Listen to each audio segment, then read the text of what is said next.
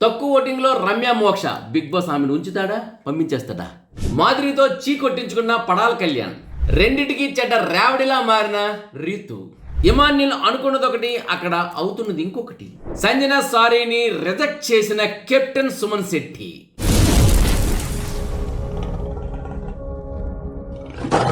Hi hello నమస్తే, నేను మీ SS Patnaik. చూస్తూనే ఉండండి పెమ్స్ టీవీ. షేర్ చేయండి, లైక్ చేయండి, సబ్స్క్రైబ్ చేయండి, గంట సింబల్ కొట్టడం మర్చిపోకండి. ఇక బిగ్ బాస్లో ఇప్పుడు అప్డేట్స్ విషయానికి వచ్చినట్లయితే శుక్రవారం రాత్రి ఎపిసోడ్ ఓకే సోగా జరిగింది. గురువారం కన్నా బుధవారం కన్నా బెటర్ అనిపించుకోవచ్చు, అంతే, అంతకన్నా మించింది ఏమి లేదు.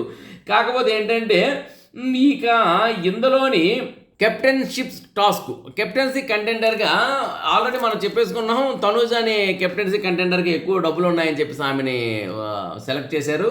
ఆ తర్వాత వచ్చేసి కిల్ అని చెప్పేసి రాయాలన్నమాట. ఎవరి దగ్గర అంటే మన మాధురి పోస్టర్కి అది ఎవరికి తెలియకూడదు, దొంగచాటుగా రాయాలి. మొత్తానికి రీతు ఆ విషయంలో కిల్ అని రాసింది. కిల్ అని రాయడం వల్ల ఏమైందంటే మాధురి వచ్చేసి రిజెక్ట్ అయింది, మరి రీతు వచ్చేసి కంటెండర్ అయింది. సో ఆ విధంగా మాధురి గారు వచ్చేసి అదేంటి నన్ను కిల్ చేసేవా అనేది లోపల చిన్నది మనసులో పెట్టుకున్నారు, కొంచెం బాధపడ్డారు, కాస్త సెటైర్లు వేయడం కూడా ప్రారంభించారు. అప్పుడు రీతు వచ్చేసి నాకు కిల్ అని రాస్తే మీరు నామినేషన్ నుండి అంటే మన కెప్టెన్షిప్ కంటెండర్గా మీరు ఫెయిల్ అవుతారని నాకు తెలియదు, నేను కిల్ అని రాయమని రాశాను అనుకుని తన వాదన చెప్పింది. కానీ తనకి నిజంగా పాపానికి అలా కిల్ అని రాస్తే ఆమె కంటెండర్గా పోతుంది అనే విషయం చెప్పలేదు. మనం చూసాం కదా, మనం చూసిన వరకు. మొత్తానికి ఆమెకి ఏంటంటే ఎవరికైనా ఒకటి కదా, సేఫ్ గేమ్ ఆడాలి, కెప్టెన్షిప్కి కంటెండర్గా రావాలి, కెప్టెన్ అవ్వాలి కోరిక అందరికీ ఉంటుంది, ఇది ఆట. ఆ విధంగా ఏంటంటే ఆమె చేసింది. మొత్తానికి ఏంటంటే తనూజాని రీతుని సెలెక్ట్ చేశారు, ఇద్దరిని కెప్టెన్షిప్ కంటెండర్లుగా. ఆ తర్వాత వచ్చేసి ఇంకా మిగతా డబ్బులు ఎవరి దగ్గర ఉన్నాయో చూసుకోండి అన్నారు. మిగతా డబ్బులు అందరూ పంచుకున్నారు. ఇప్పుడండి అసలైంది మొదలైంది. రెండిటికి చెడ్డ రేవడిలా మారింది మాట రీతు. రెండిటికి చెడ్డ రేవడి అంటే ఏంటంటే, రేవడి అంటే చాకలి. ఇటు నువ్వు ఒడ్డులోనూ బట్టలు ఉతుక్కునేటప్పుడు నీరు ఎక్కువ వస్తుందని చెప్పేసి అయ్యో ఒడ్డు మీద బట్టలు వెళ్ళిపోతున్నాయి పరిగెట్టి వెళ్ళినప్పటికీ చెరువులో ఉన్నవి, నదిలో ఉన్నవి బట్టలు కొట్టుకుపోయి, ఒడ్డు మీద ఉన్నవి అత్యధిక నీరుని వచ్చి కొట్టుకుపోయి. పోనీ ఇదేనా కాపాడుకుందామని దాన్ని పట్టుకుని వెళ్ళా బాగున్ను, ఇది విడిచిపెట్టి దానికి వెళ్ళడం వల్ల అది కూడా పోయిందని ఇది ఒక సామెత. రెండిటికి చెడ్డ రేవడి అలా మారిపోయింది రీతుది. ఎందుకంటే రీతు వచ్చేసి ఇక్కడ తన డబ్బులు ఏంటంటే డిమాండ్ కళ్యాణ్కి ఇస్తే నువ్వు సగమే ఇచ్చావు, మొత్తం డబ్బులు ఇవ్వలే కదా, మిగతా కొంతమంది పంచావు, మొత్తం డబ్బులు నాకే ఇచ్చుంటే నేను కెప్టెన్ కంటెండర్గా వచ్చేవాను కదా అనేది రీతు బాధ. మరి ఇక్కడికి వచ్చిన మాధురి వీళ్ళందరూ ఏమన్నారంటే మేము ఇచ్చిన డబ్బుల్లో నువ్వు సగం పవన్కి ఇచ్చేసావు, నువ్వు పవన్నే గెలిపించాలనుకున్నావు, నువ్వు పవన్ గెలిపించాలనుకున్నావు కానీ టీంని గెలిపించడం లేవు అని చెప్పేసి ఇక్కడ నిందపడింది. డబ్బులు ఇచ్చి పూర్తిగా ఇవ్వలేదనిపించుకుంది పవన్తోని. మరి డబ్బులు కొంచెం ఇచ్చి కొంచెం మిగతా వాళ్ళకి ఇచ్చింది. ఇప్పుడు అలాగని ఇటు సైడ్ ఏమన్నారు, నువ్వు పవన్కి ఎందుకు ఇచ్చావన్నారు, ఆ కొంచెమైనా పవన్కి ఎందుకు ఇచ్చావని. అంటే ఇక్కడ ఇవ్వడం వల్ల, సగం డబ్బులు ఇవ్వడం వల్ల ఇటుకీ చెందగా అటుకీ చెందగా రెండిటికి చెడ్డ రేవడిలా మారిపోయింది రీతు పరిస్థితి. ఏదేమైనప్పటికీ రీతు ఈ వారంలో రీతు మీద ఒక విధంగా సింపతి పుట్టింది. డిమాండ్ పవన్కి డబ్బులు ఇచ్చింది కదా, ఇస్తే డిమాండ్ పవనేనా నువ్వు నాకు ఇవ్వలేదు, నువ్వు నాకు మన నాగార్జున గారు క్లాస్ పీకినా సరే పవన్కి ఇంకా మరి అందులో రాలేదు బయటికి. పాపం ఎందుకనో మరి నిన్న ఎపిసోడ్ నుండి చూస్తుంటే హింసిస్తూనే ఉన్నాడు మాటలతోని మన పవన్ రీతు పాపం సారీ చెప్తుంది, దగ్గరికి వెళ్తుంది, మాట్లాడుతుంది. కానీ నువ్వు ఇలా చేయలేదు లేకపోతే గెలిచుండేవని, నువ్వు అలా చేయలేదు లేకపోతే గెలిచుండేవని ఇలాగంటాడు. ఇవి చూసి మళ్ళీ ఇదే విధంగా నెక్స్ట్ వీక్ కూడా కొనసాగితే జనాలు రీతుని పక్కన పెట్టేసి డిమాండ్ని ఎలిమినేట్ చేసేస్తారు. ఇది మాత్రం వాస్తవం. రీతు అయితే ఏంటంటే యువతల మరి మాధురిగా దృష్టిలో ఏంటంటే మరి ఆమెను కిల్ అని రాసింది ఒక విషయం, ఇంకోటి ఏంటంటే వచ్చిన డబ్బులు పవన్కి ఇచ్చింది కదా, ఈ రెండు విషయాల్లో కూడాను అక్కడ ఆవిడతోని చెడ్డనిపించుకుంది. మొత్తానికి ఏంటంటే ఎటు కాకుండా అయిపోయింది. బట్ ఇది ఆడియన్లో మాత్రం సింపతి వర్కౌట్ అయితే మాత్రం రీతు మరొక 2 వారాలు కొనసాగుద్ది మాట. ఏదైనప్పటికీ రీతు ఇంతకుముందు బాగా అరిచి మీద పడి రకరకాలుగా ఉండేది, కానీ ఈసారి ఏడుపు తగ్గింది రీతులో ఏడుపు తగ్గడం వల్ల ఏమైందంటే సర్లే చూస్తున్నాంలే బాగానే ఉందని అనిపించుకున్నది. నెక్స్ట్ ఇంకోటి 5 స్టార్ వచ్చిన బ్యాచ్ దగ్గర చూస్తే ఈ బ్యాచ్ వచ్చేసి పెద్దగా నథింగ్ అనిపించింది. ఎందుకంటే 5 స్టార్ బ్యాచ్ అట్టా ఉంది. మొత్తానికి ఏదైనప్పటికీ 5 స్టార్ బ్యాచ్లు వచ్చేసి ఐషా వచ్చారు కదా, ఐషా వచ్చేసి అందుకే అంటారండి ఎప్పుడు ఏడుస్తూ ఉన్నా చిరాగ్గా ఉన్నా ఎంత మనం ఎంతూజియాజంగా ఉన్నా అది మైనస్ వస్తుందని. ఒంట్లో బాగాలేదు ఈరోజు కన్ఫర్మ్ చేశారు, డెంగ్యూని మరి మలేరియా టైఫాయిడ్, డెంగ్యూని టైఫాయిడ్ వచ్చేసి పాజిటివ్ వచ్చిందని చెప్పేసి ఆమె ఒకటే ఉంది, నాకు అన్నీ మంచి జరుగుద్ది కానీ ఎందుకో ఇలా జరుగుద్ది నా జీవితంలో, అన్నీ మంచి వచ్చిన నా కోరిక బిగ్ బాస్లో రావాలని మళ్ళీ వచ్చాను, మళ్ళీ ఇదే టైంలో నాకు డెంగీ టైఫాయిడ్ వచ్చింది. అంటే ఒక్కోసారి గుడ్ లక్ బ్యాడ్ లక్ రెండు కలిసి వస్తుంటాయి. అవి ఎందుకు వస్తుంటాయి అంటే గుడ్ లక్ వస్తుంది ఏంటంటే మనలో ఎంతూజియాజం ఆనందం బట్టి గుడ్ లక్ వస్తుంది. బ్యాడ్ లక్ ఎప్పుడు వస్తుంటుంది అంటే ఏడుస్తూ ఉంటే వస్తుంది. ఆమె ఓడిన రీతు తనూజ కామంది నువ్వు ఎప్పుడు ఏడుస్తావు, ఎమోషనల్ ఫీల్ అవుతావని. బట్ ఈమె బాలు చేతికి దొరకనప్పుడు ఫస్ట్లో నువ్వు నాకు ఇవ్వలేదు అని పడి ఏడ్చింది, సంపాదించింది. తర్వాత వచ్చినప్పటికీ అదే బొందలో టాస్ కూడా జరిగింది కదా, బాక్స్ నుండి బయటికి తీయాలి తాళం తీసి, అక్కడ తీయలేకపోయినా ఆమె ఏడ్చినంతగా ఎవరు ఏడలేదు. ఆ తర్వాత జరిగే టాస్కుల్లో కూడా ఓడిపోయినని ఏడవడం అరవడం ఇవన్నీ కూడా నెగిటివ్ సెన్స్ వస్తాయి కదండి. ఏదైనప్పటికీ రూమ్లోనే ఆమె వెళ్ళిపోయింది. ఈరోజు బిగ్ బాస్ పంపించారు.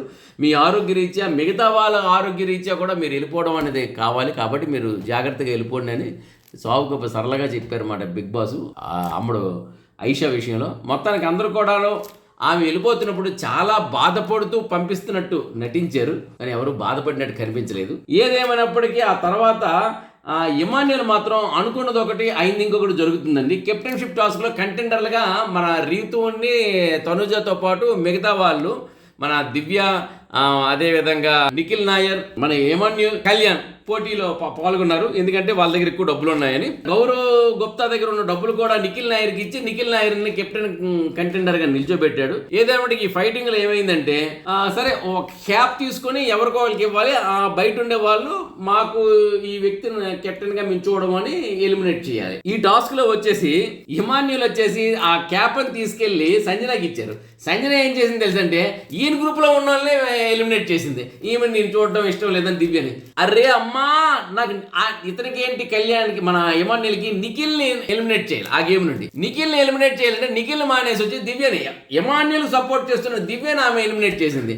అక్కడ ఒక పెద్ద రభస అది కామెడీగా అయింది. మొత్తానికి ఏమనిపిస్తుంది అంటే మొన్న పడాల కళ్యాణ్ ఏం చేసినంటే నేను తనూజాని నామినేట్ చేస్తానని చెప్పి టికెట్ తీసుకొని సంజనాని నామినేట్ చేశారు. అక్కడ ఇమాన్యుల్ అనుకున్నది ఒకటి అయింది ఇంకొకటి. ఇక్కడ ఏంటంటే క్యాప్ వచ్చేసి సంజనాకి ఇస్తే సంజన ఇమాన్యుల్ గెలవడం కోసం ఇమాన్యుల్కి ప్రత్యర్థులు నామినేట్ చేస్తుంది అనుకుంటే, నిఖిల్ని నామినేట్ చేస్తుంది అనుకుంటే, నిఖిల్ కాకుండా ఇమాన్యుల్కి సేవ్ చేస్తున్న రమ్యనే అదే మన దివ్యని నామినేట్ చేశారు. అంటే ఇక్కడ ఏమైందంటే ఇతను అనుకున్నది ఒకటి అవుతుంది, ఇక్కడ అయ్యింది ఇంకొకటి అవుతుంది ఇమాన్యుల్కి.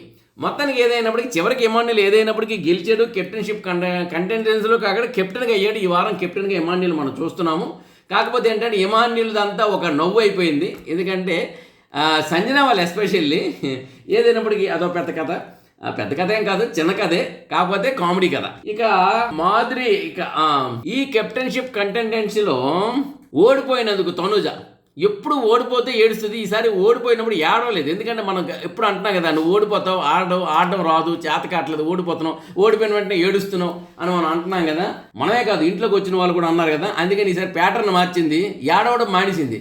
ఏడవడం మానేయడం వల్ల ఏమైందంటే లోపల హార్మోన్స్ అన్ని ఏదో అయిపోయి మొత్తానికి ఆమె సొమ్ము వెళ్ళిపోయింది, కళ్ళు తిరిగి పడిపోయింది. సరే, ఆమె కళ్ళు తిరిగి పడిపోతే ఆమె లోపలికి తీసుకెళ్లారు. లోపలికి తీసుకెళ్ళిన తర్వాత ఏం జరిగిందంటే బయట పవన్ కళ్యాణ్, మన పడాల కళ్యాణ్ తెగ ఏడుపులు. తనూజ కళ్ళు తిరిగి పడిపోవడం వల్ల పడాల కళ్యాణ్ ఏడుస్తున్నాడండి బాబు. ఆ పడాల కళ్యాణ్కి ఓదార్పు యాత్రలు ఎక్కువైపోయి అందరూ వచ్చి గడ్డలు పట్టుకోవడం, కౌగులించుకోవడం, నెత్తి మీద అన్నమైనడం ఇవంతా చూసిన తర్వాత మన మాధురి గారు వచ్చారు. మాధురి గారు చి ఆగు, ఎందుకలా ఏడుస్తావు, ఏం జరిగింది అక్కడ? ఆమె జస్ట్ కళ్ళు తిరిగింది అంటే ఏడుస్తున్నాడే. ఆమెకి అదొకరాగా బయట అందరూ చూస్తున్నారు, చి అనుకుని వెళ్ళిపోయింది ఆమె. ఛీ అని. మొత్తానికి ఆవిడకి ఎందుకు అంత కోపం అనిపించిందో, ఎందుకు అంత చిరాకు అనిపించిందో కానీ ఆమె మాత్రం పడాల కళ్ళకి బయట అందరూ చూసి నవ్వుతున్నారు. అయ్యా వద్దు, ఆగేంటి ఆగడే, ఛీ అని చీకొట్టి మరి వెళ్ళిపోయింది. మొత్తానికి ఏంటంటే ఆమె చీకొడితే ఈయనకి ఏమి అనిపించలేదు కానీ నాకు మాత్రం కామెడీకి అనిపించింది. 2 నిమిషాలు వెనక్కి ముందుకు తీసుకుని చూసాను ఆమె ఛీ అని కొట్టి వెళ్ళడం మాత్రం మాధురి గారు. ఇక ఆ తర్వాత సంజన సారీ చెప్పిందండి మన కెప్టెన్ సుమన్ శెట్టి గారికి. ఎందుకంటే సంజన బాత్రూమ్ క్లీన్గా లేదు, బాత్రూంలోని సంజనా గారు బాత్రూమ్ గురించి బాత్రూంలోని అదేంటి డస్ట్బిన్ క్లియర్ చేయట్లేదని కంప్లైంట్. ఆ డస్ట్బిన్ సరాసరి రూమ్కి తీసుకురావడం, ఆ డస్ట్బిన్ గురించి తీసుకొచ్చి దీన్ని నేనే మారుస్తాను, నేనే క్లీన్ చేస్తున్నాను. అప్పుడు మొదటి రోజులు నాకు గుర్తొచ్చాయి. మరి మన ఫ్లోరా గారు ఉండేటప్పుడు బాత్రూమ్కి ఈవిడంత నీట్గా ఉంచారు. మరి మొత్తానికి ఏదైనప్పటికీ అక్కడ మన కెప్టెన్ సుమన్ శెట్టి అన్నారు, ఆ బాత్రూమ్ ఎందుకు ఉపయోగిస్తారు, అది కెప్టెన్ బాత్రూమ్ కదా, మీ బాత్రూమ్ మీద ఉంది కదా, మీరు కెప్టెన్ బాత్రూంలోకి వెళ్ళి అక్కడ చెత్త ఉందని చెప్పడం ఏంటి అని చెప్తే తొక్కలో కెప్టెన్ అని అందామే. తొక్కలో కెప్టెన్ కానీ సుమన్ శెట్టి గారు కోపం వచ్చిందండి. తొక్కలో కెప్టెన్ అంటుందని మొత్తానికి రూమ్ సభ్యులందరి దగ్గర కూడా తన యొక్క బాధని భావాన్ని వ్యక్తపరిచాడు. మొత్తానికి ఆ విషయానికి జైల్లోకి వెళ్ళిపోయింది సంజన. జైలు లోపల నుండి బయట ఉన్న సుమన్కి, సుమన్ అన్న సారీ అన్న, ఐఎమ్ వెరీ సారీ అని చెప్తుంటే, నువ్వు సారీ ఎన్నిసార్లు చెప్తావమ్మా, ఇది ఒక 1000 సార్లు 1,00,000 సార్లు అవసరమా ఆ సారీ చెప్పకన్నాడు. నేను ఏదో సారీ చెప్పకన్నానే ఉన్నాను. నువ్వు ఎన్నిసార్లు చెప్పినా నీ సారీని నేను తీసుకుని, ఎందుకంటే నేను హర్ట్ అయ్యాను. నువ్వు అనేసింది 5 సారీ చెప్పావు కదా వదిలేసే, నేనైతే హర్ట్ అయ్యాను. తొక్కలో కెప్టెన్ అన్న కరెక్ట్ కాదు అంటే ఎవరన్నారు అందరూ నేను తీసుకొచ్చి నీ ముందు పెట్టాలా అన్నట్టు మాట్లాడి మొత్తానికి ఏంటంటే సుమన్ అన్న అయితే ఇచ్చి పడేశాడు. సారీ మాత్రం తీసుకోలేదు. సంజన సారీ గాలిలో ఉండిపోయింది, సారీ ఆవిడ దగ్గరే ఉండిపోయింది. ఇక ఈ వారం 8 మంది సభ్యులు నామినేషన్లు ఉన్నారు. రమ్య మోక్ష, సాయి, రాము, దివ్య, తనూజ, కళ్యాణ్, రీతు, సంజన. ఈ 8 మందిలో అతి తక్కువగా రమ్యకి ఓటింగ్ ఉందండి. అతి ఎక్కువగా 38%తోని ఎక్కువ ఓట్లతో తనూజ ఉంది. నెక్స్ట్ స్థానంలోనే కళ్యాణ్ ఉన్నారు 20% ఓట్లతో. ఆ నెక్స్ట్ స్థానంలో దివ్య 11% ఓట్లతో ఉంది. సో ఈ విధంగా ఉంది. సంజన ఉన్నారు, తర్వాత రీతు ఉన్నారు, తర్వాత సాయి శ్రీనివాస్ ఉన్నారు, కిందకి రాము, ఆ కిందకి వచ్చి రమ్య. రాము రమ్య కింద ఉన్నారు. ఒక విధంగా చెప్పాలంటే శ్రీనివాస్, సాయి, రాము, రమ్య ఇంచుమించు ఒకలాగా ఉన్నారు. వాళ్ళ రమ్య ఇంకా లీస్ట్గా ఉంది. అయితే బిగ్ బాస్ మనం వేసిన ఓట్లని ప్రియారిటీగా తీసుకొని రమ్యని పంపిస్తాడా, లేక కాస్త అందంగా ఉన్న ఈ అమ్మాయి రూమ్లో ఉంచి ఇంకొంచెం కవ్వించేలా ఏర్పాటు చేయడానికి బాగుంటుందేమో అని ఈమెను ఉంచడం కోసం రాముని శ్రీనివాస్ సాయిని తీసేస్తాడా అనే విషయంలో మాత్రం మనం ఆలోచించదగిన విషయం. ఎందుకంటే ఓట్ల ప్రకారం బిగ్ బాస్ తీస్తే మాత్రం రమ్య మోక్షని తీసి ఈ వారం పంపించేయాలి. ఎందుకంటే రమ్య మోక్షకి వచ్చిన ఓట్లు చాలా తక్కువగా ఉన్నాయి. మరి రమ్య మోక్షని డైరెక్ట్గా మన ఓట్లకి ప్రయారిటీ ఇచ్చి రమ్య మోక్షని పంపిస్తారా, లేదా బిగ్ బాస్కి అక్కడ ఇష్టమైంది జరుగుతుంది. ఎందుకంటే బిగ్ బాస్ ఒక నియంత. మరి రమ్య మోక్షను ఉంచడం కోసం రాముని లేకపోతే శ్రీనివాస సాయిని పంపిస్తారా అనే విషయాన్ని కొంచెం మనకి రాత్రి వరకు తెలియదు, చూద్దాం, త్వరలోనే చెప్తాను. సరే, ఇప్పుడు ఎవరు ఎలిమినేట్ అవుతున్నారు ఈ వారం, రేపు ఆదివారంకి ఎవరు ఎలిమినేట్ అవుతారనే విషయాన్ని నేను మరి కాసేపట్లో మీకు వెల్లడి చేస్తూ మరిన్ని విషయాలతో మీ ముందు ఉంటాను. అంతవరకు సెలవు మరి.